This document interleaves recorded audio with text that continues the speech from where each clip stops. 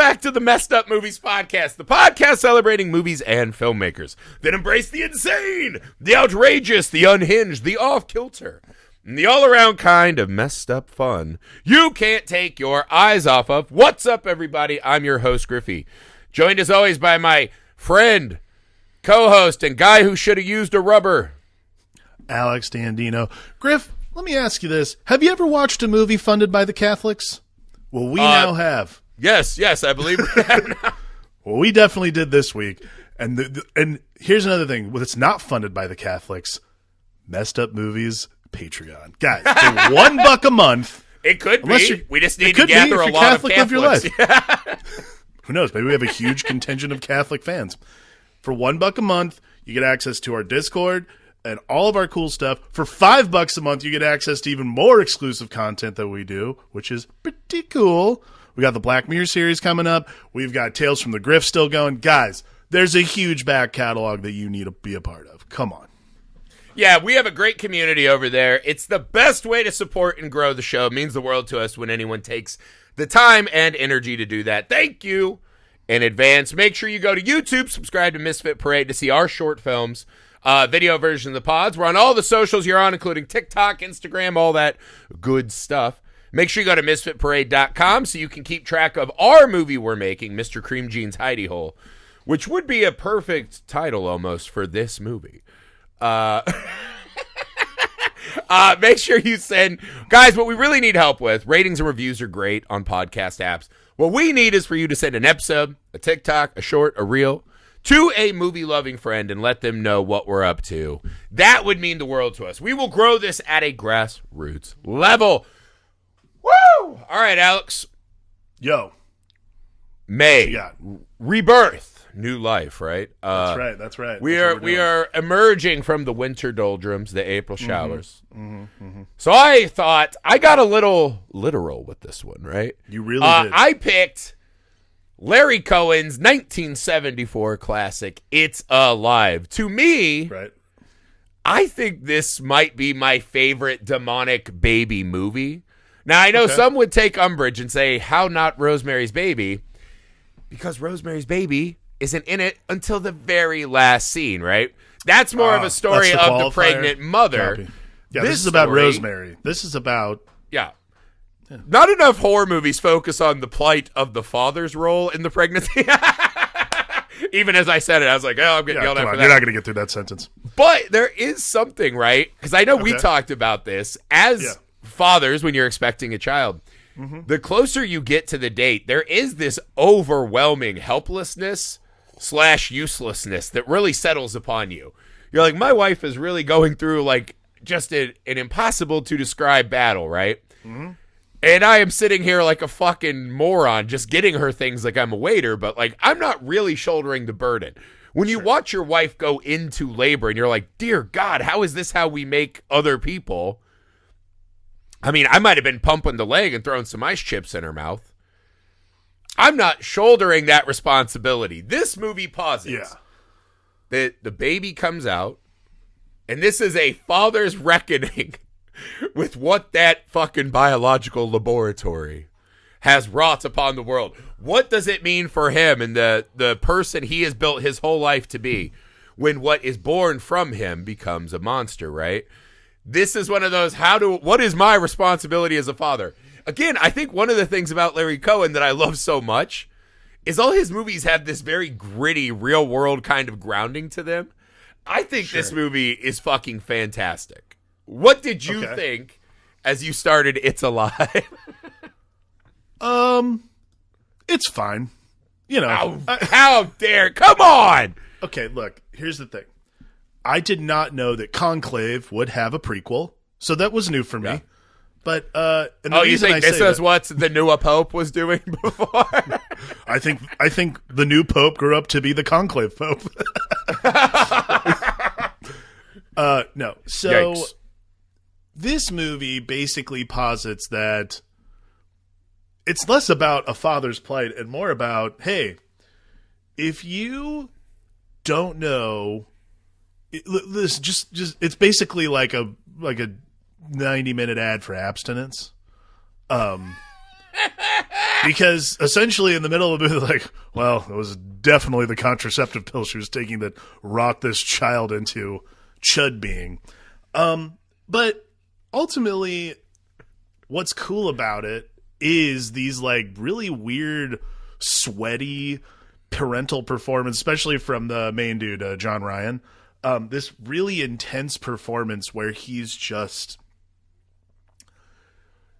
so it's such a strange like arc of emotions that he's going through that ends with you're like, wow, that's not where I expected that one to go.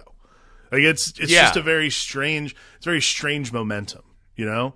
But and again, I don't have a problem with it. The movie is just paced weird. It's such a. It doesn't feel like it would have as real of a tone as it does, right? Through the cops and the because it starts off right, and she's going into labor. They take their son to the uncle's house. It's all fucking yucks, right? It's a classic 70s yuck it up, right? A Brady Bunch opening, and he's in the room with the other dads, and they're just kind of like, radiation and this and that. They're all talking about how shitty the world is, and I think one of the dads even like, hey, fellas, we're about to bring kids into this world. Hey, maybe back the fuck off. Let's play some cards. Yeah. Like, okay, he goes to check on his wife, right? And she's just sitting there, you know. He's like stressed out. He's like, I'll check on my wife. He hears a scream. He runs into the OR, and because what happened, a nurse actually stumbles out and is like fucking maimed and bloodied. He's like, what? He goes into the OR. His wife is in there, still alive. She's surrounded by slaughtered fucking just nurses destroyed. And doctors. Yeah. And apparently the baby as it came out is this fucking monstrosity that ate and killed everything because they were going to poison the baby, right? They wanted to smother the baby when they saw that it was... And the movie has that kind of not delightful flavor of the 70s, like, where the boss like, hey, Jennings has a retarded kid, that's fine. It's like, there's a lot of that. Whoa, that's not what this is. And he's like, you know, oh, well, the neighbor kid, he's a mongoloid. It's like, well, no. Oh, hold on, 70s. That's the brakes here. We are throwing words around very willy-nilly. That's not what we're watching, this is right? Quite the word salad of very improper things. But yeah. Yeah, so there's some like flavor of it where you're like, ooh, boy. Okay, I don't like that. But essentially, you think this is a monster baby movie. The movie becomes this dad trying to figure out what is left, right? And I do think it stumbles on this very interesting headspace of parenting sometimes, which is when that baby's born, it feels like your story stops. Right? A lot of people will get pissed at that, and there's this very, like, you know, religious Hobby Lobby person view of, like, no, now I live for my children. It's like, well, that's the dumbest thing I've ever heard. I'm still a human being, too, with wants and needs. Yeah. I don't live for my child, right? I want to do everything I can for my child. Those fuckers got to live on their own, right? And I'm here to support that. I don't want you to be, like, my fucking prop in my goddamn Instagram stories. You know what I mean? I'm still a guy. I still have wants and needs. And what happens when those two worlds collide, right? This career guy, this ad executive. And we see that kind of just subtly brutal scene of his boss like, hey, man, you should take some vacation. And then he's like, hey, pack his shit. He's not coming back. You're done. Get him out of here. This is bad for us. You watch this guy's whole life crumble. You watch his wife come back home and be on the verge of a mental breakdown. They can't have their son in the house. Right? You watch him standing in the wreckage of his life, trying to figure out what's the baseline still. Who is he? Yeah. And I think it's a really good visualization of the fear of a kid coming in and taking over everything. Well, I think that's the thing that makes the movie good. Like, I think in any other realm of reality, this movie becomes like this one of those midnight movie situations where you're like, oh, remember It's Alive? Oh, yeah, that movie. Like, this is what makes it sort of different than a lot of those other situations, which I think is, this is like this metaphor for how to handle, like, not like a kid coming home, because they already have a kid. It's not like they haven't done the drill before. This is the metaphor for, like, who am I with additional responsibilities? Is it with two kids? You have two kids. I only have one, and it's like, having two is one of those things. I'm like, I have such respect for parents in general, but like, dude, we have some people here in the Midwest just fucking pumping them out, dude. Yeah, and that's when the respect turns to like hatred. It's like, why do you think the world needs there this? There is a turn there, but like when you have more than one child, like I think it just changes you demonstrably. Like there's no way to leave, like, again, when you only have one, I can't even compare those situations. It's just like having, you said it best actually when you were talking about this, because early on when we were about to have Henry, you said, is like, are you going to have more? Like, oh yeah, probably.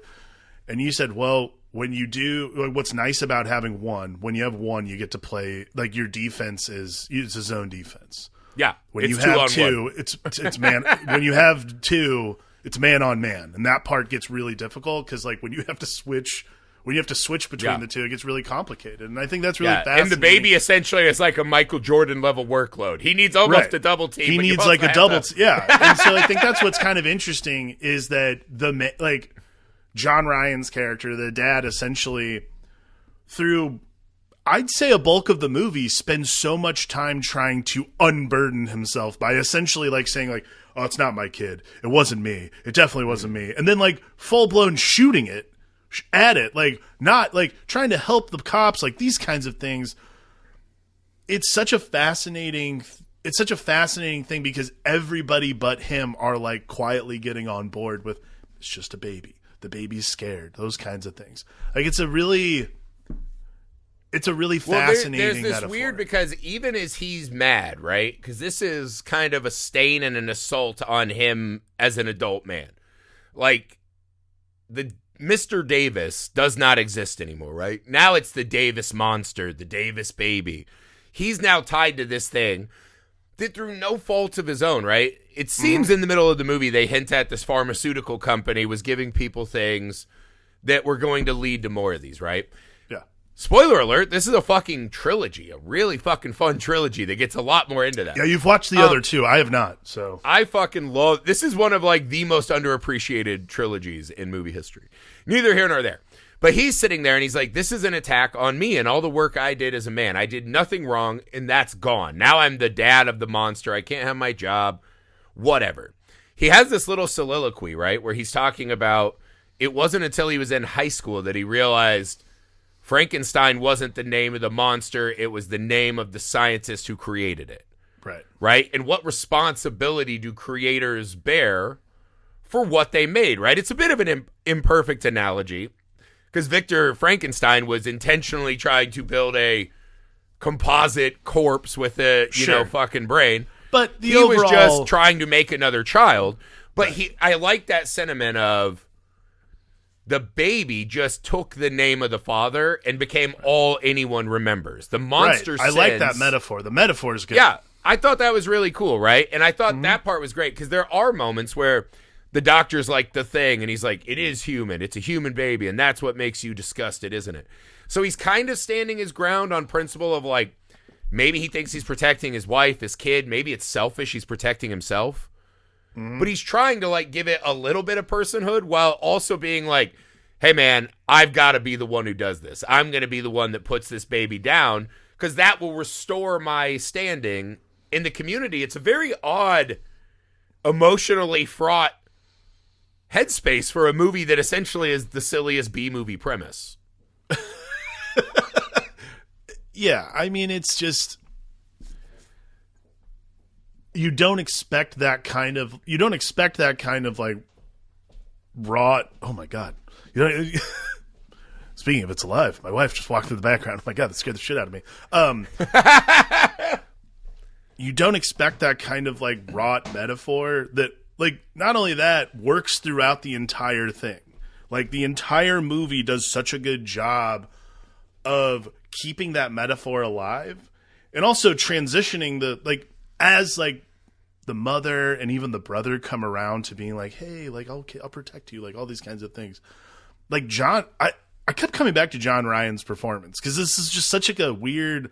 It starts as like this sort of, like you were saying, like ho hum dad type thing, and it becomes this specific stark performance of like a dad coming to grips with like a man coming to grips with being a father again, but also like coming to grips with the fact that things will be different. All these kind of really odd, peculiar things. I don't There's a real 70s-ness to it where you can tell that the kind of base headspace for the storytelling is if you were the dad, right? And your kid came out imperfect, flawed, right, with birth defects, right? Sure. That was a real stain on you as like a macho, manly guy, right? So I think there's a real base. Like now, I think if this movie came out today, which it probably wouldn't, right? It'd probably have to be a little slicker and more sensitive. They remade it. They remade this recently?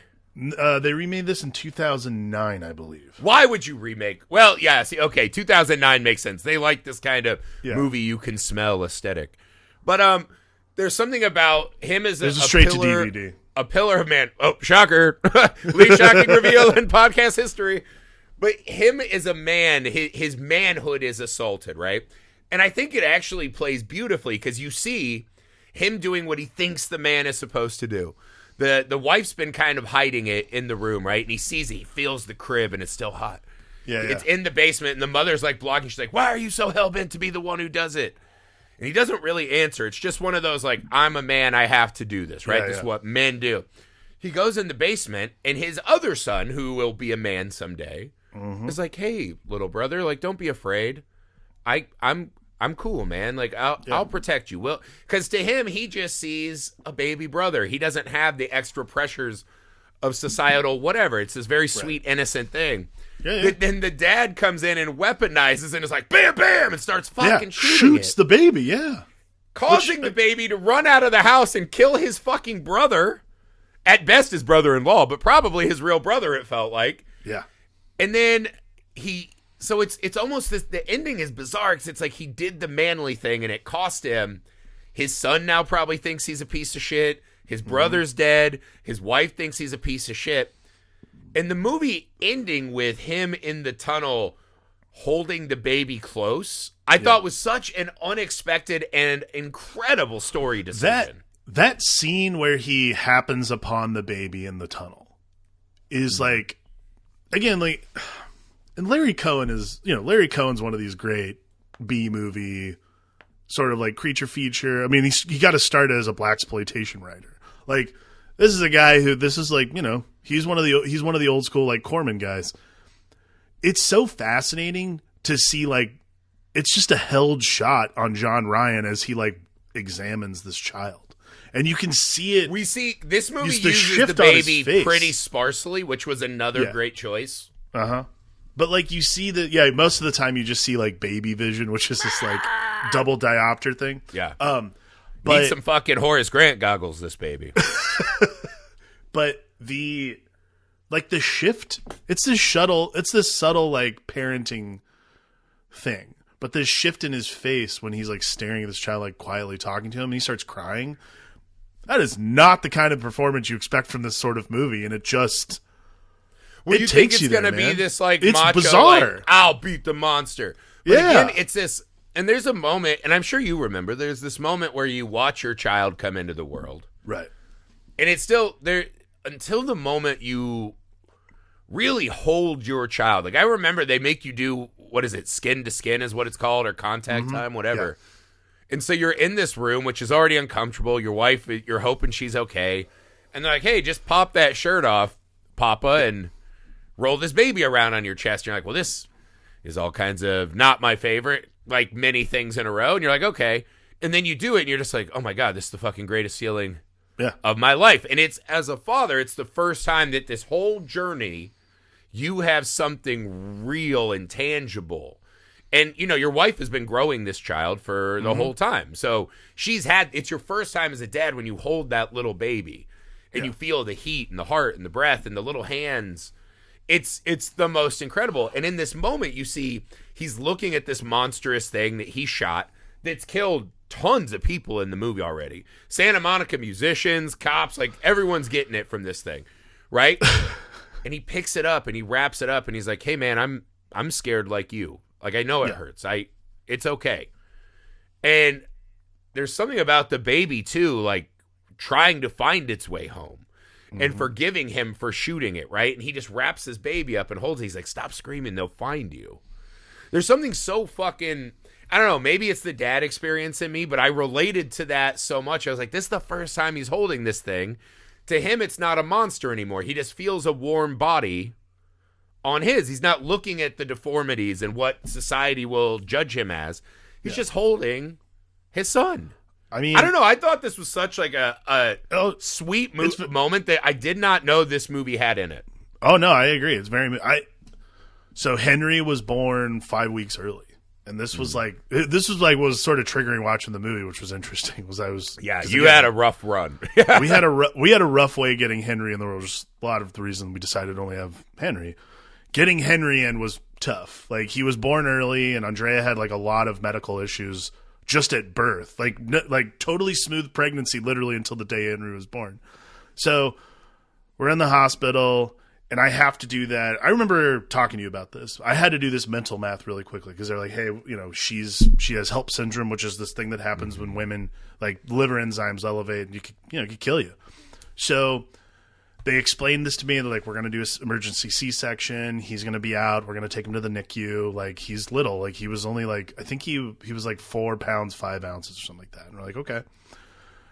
They explained this, like, here's your stuff. Like, and they put me in a room. You have 5 minutes to yourself before we bring you into the OR. I'm like, okay, cool. So I have to do this like mental math really quickly. It's like, I'm like, well, there are 3 real like likely scenarios that could happen here, which is like either Andrea dies, the kid survives, and I have to raise this child on my own.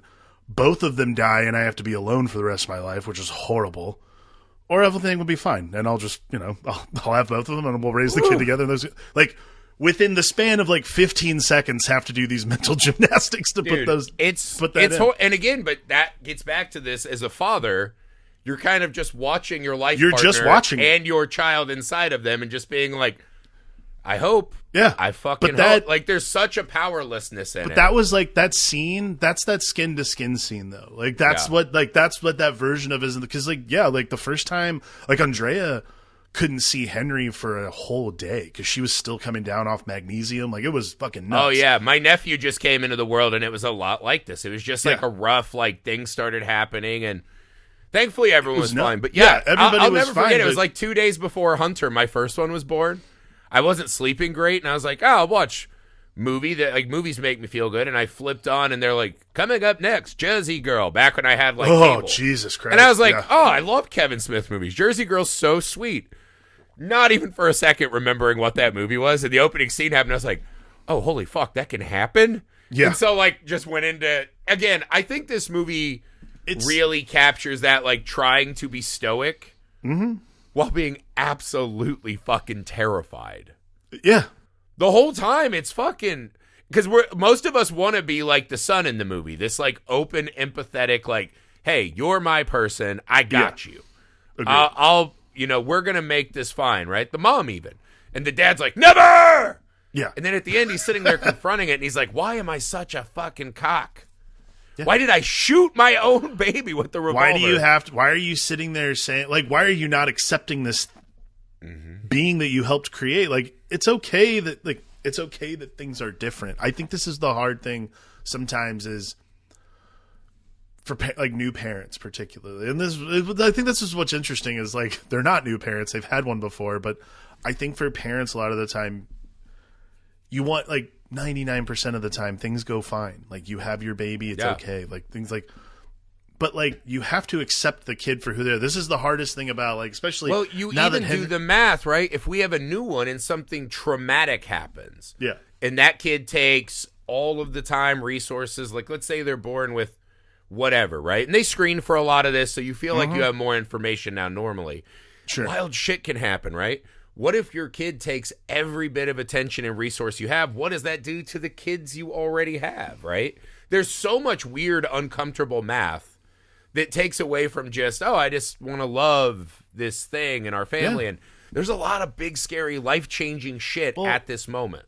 Well, and I think that's like, if you extrapolate that out, like, this little baby looks different. He's going to grow up different. It's going to be different. Like, going to school is going to be hard. Like the school thing. So the trilogy gets into that. Does it? A lot.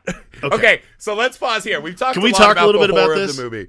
We'll do the very finale. So I was watching this. My wife was fucking rolling. Can you? Yeah, tell me a little bit about the trilogy. She loved this fucking movie, right? My wife thought the baby, and again, They use the baby sparsely, but what they use... It looks great. In bucket loads is the horrifying baby audio.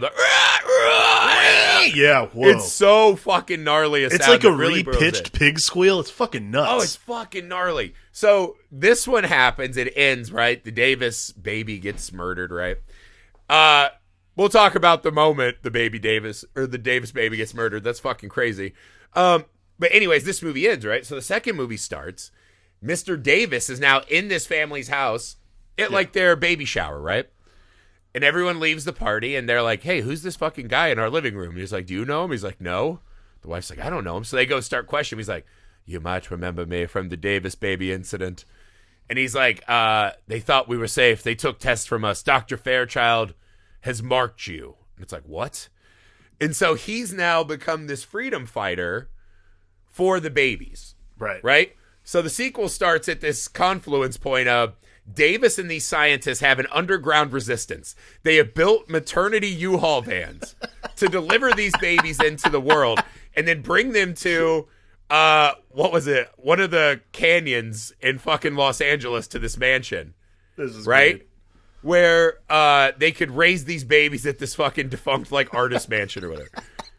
And they have 3 of them, right? So this family, they show up to the hospital and they have people stalking them.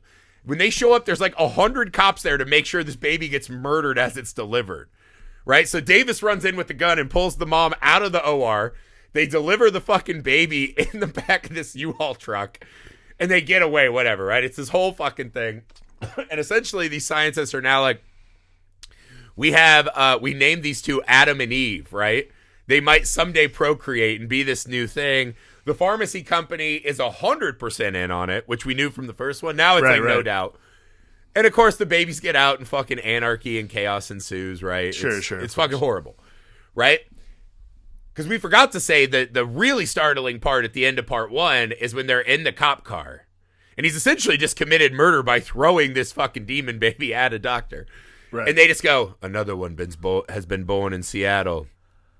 So this movie hints at, this is a big thing, right? The sequels get into that. And I thought it was really a brilliant way, because that another one born in Seattle kind of inherently takes away the journey of this movie, right? This, what does a man become? Now it's this societal, we have a monster, this pharmaceutical company. Right. So they're coming to lay waste to all these fucking kids. In the sequel, they're like trying to gas the fucking kid. It's fucking wild, dude. But the second one's fun. The third one, It's Alive 3, is called Island of the Alive. It just has some of the, like, it's just classic fucking B-movie character actors everywhere you turn. It starts off with a fucking courtroom case, right? Where, I forget his name. God damn it. The lead actor from The Stuff. He's in the courtroom with Garrett Graham, right? Wait, Michael Moriarty? Yes. So he's the father of one of these things. A lot of this has happened. The government has the kill squads. They're running around and killing everything. So Michael Moriarty and Karen Black have an It's Alive child. And it starts off in a New York City courtroom, right? And they're like, Michael Moriarty is a failed actor. He's become part of this parent advocacy group that you can't kill art these imitating babies, life. Cool. This one, Garrett Graham, the fucking lawyer, right? From Child's Play 2 and Phantom of the Paradise. He's like gonna pull a stunt, right? They bring his fucking child in the room in a fucking cage, because this movie's essentially Jurassic Park. And the baby's in the courtroom, and he's like, go talk. And Michael Moriarty's like, hey, baby, I don't know if you can understand me. If you make a mess of this and you kill everyone, you're gonna die. Like, we got to touch and be friends. And all of a sudden, there's fucking guns out, and the baby, like, rips through the bars. This one has the addition of claymation babies. So the claymation baby rips through the bar. It has this fucking succulent fucking meaty buttocks, and it leaps on the judge's desk, and he's like, oh, hold your guns. And Michael Moriarty's like, no, he's a person, he has personhood. And he doesn't kill the judge. So the judge says, at minimum, we're not killing these babies while I'm alive. What we will do is drop them essentially on what looks exactly the same as Isla Nublar. And we're going to drop these babies on this jungle deserted planet where we used to do radiation strikes and walk away, right? The babies go out there. Of course, some guy from the pharmaceutical company wants to go out and hunt them for sport. They get killed. We cut to like 5 years later, right? They have a great scene where a prostitute's trying to bag Michael Moriarty and then finds out who he is. And she's like, oh, don't touch me. This is a crime. You should tell. And I was like, oh my God, was this like the AIDS scare we're doing? Like, what's happening? They want to go back to the island to find out what happened to the kids. Within 5 years, the kids have grown to the size of adults, are insanely strong, and have seemingly psychic telepathic abilities. Okay. To talk and understand. Oh, so we're doing like a Jaws 3 thing? Okay, yes, cool. And they hint at it in part 1 that when they're around the baby, they feel different. They play at that at part 2. Part 3 makes it very extra that these things are an evolutionary response to help us survive pollution and radiation, whatever. So they have telepathy. Got it. So these 3 or 4 creatures they have, within 5 years, bang and recreate their own It's Alive child. They capture Michael Moriarty and put him on a boat. They're going to San Diego, just like Jurassic Park 2. Jesus Christ. And they make it back to the mainland, dude. And there's a scene where you see the It's Alive baby sucking on the It's Alive mom's tit. It's fucking wild. It's a wild Jurassic Park. Like, now they can replicate. Now they're... Can I tell you? In 5 years, they grow to adulthood. Anyway, sorry, that was a long aside. I legitimately thought you were going to say that the It's Alive babies banged and, like, Adrian Barbeau came out. And it was, like, a fully formed Adrian Barbeau. They just come out hot. It's like a fucking... Yeah, it's like generation. It's like reverse Twilight Zone. Yeah, cool. I will tell you this. I was watching it with my wife, and she loved it. And she's like, you guys should do this as one of your October franchises. And I was like, I do feel like this is such an underappreciated, because 2 and 3 are still good.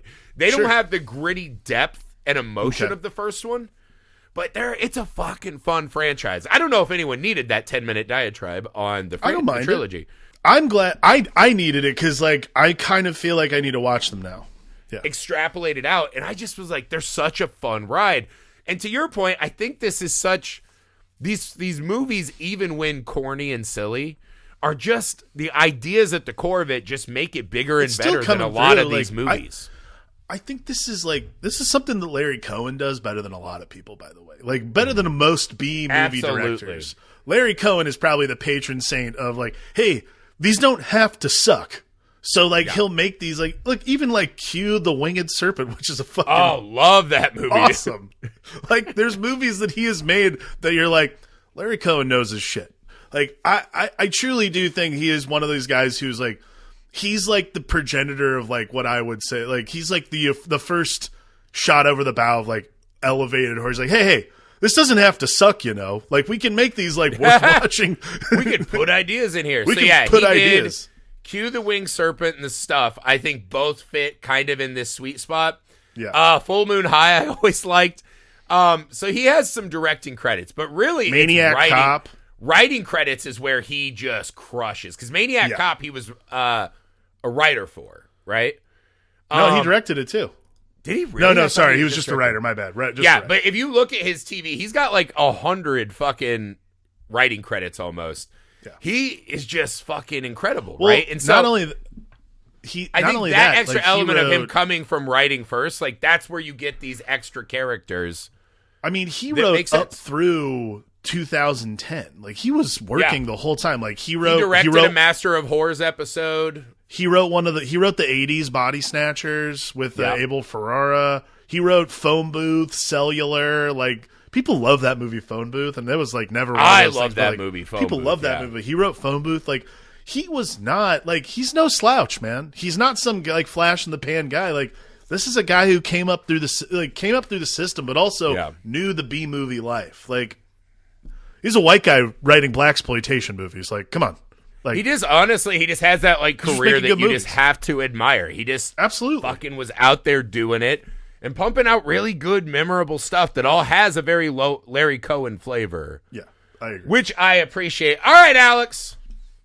Again, I think we've gotten through most of what we want. I think so, too.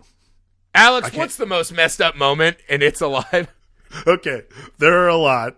But I'm going to tell you the one that I'm glad we didn't talk about this. It's my favorite scene in the movie, though.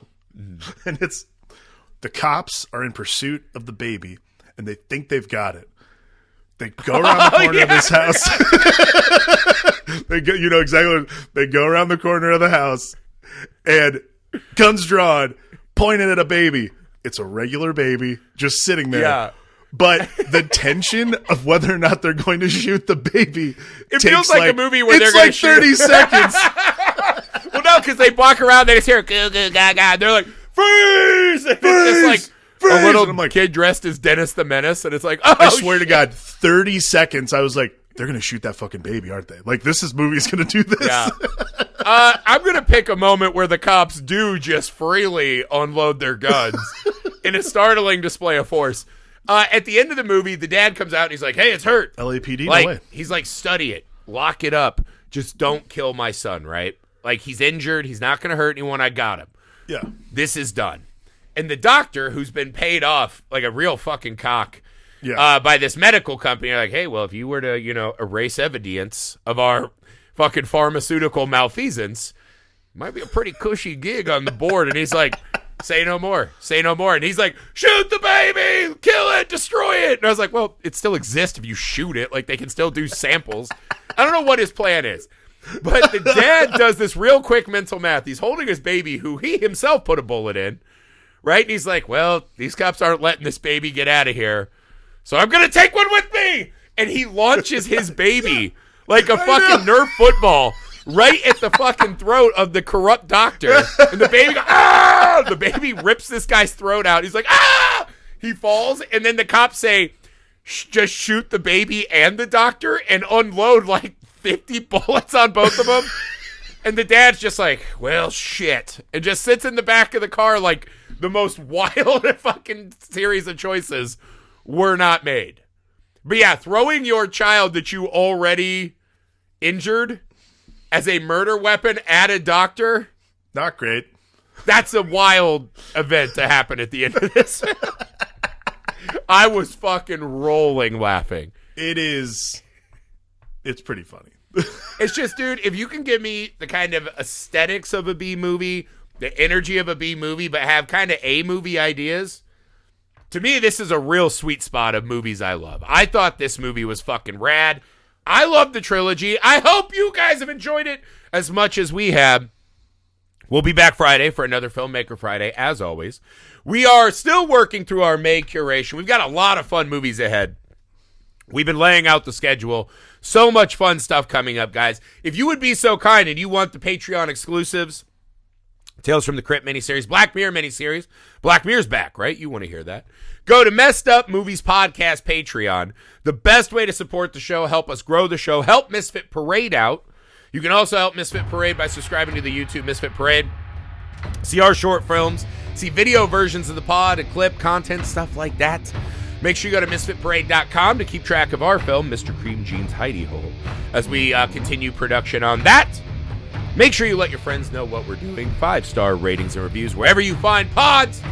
More than anything, guys, thanks for spending time with us. Love you.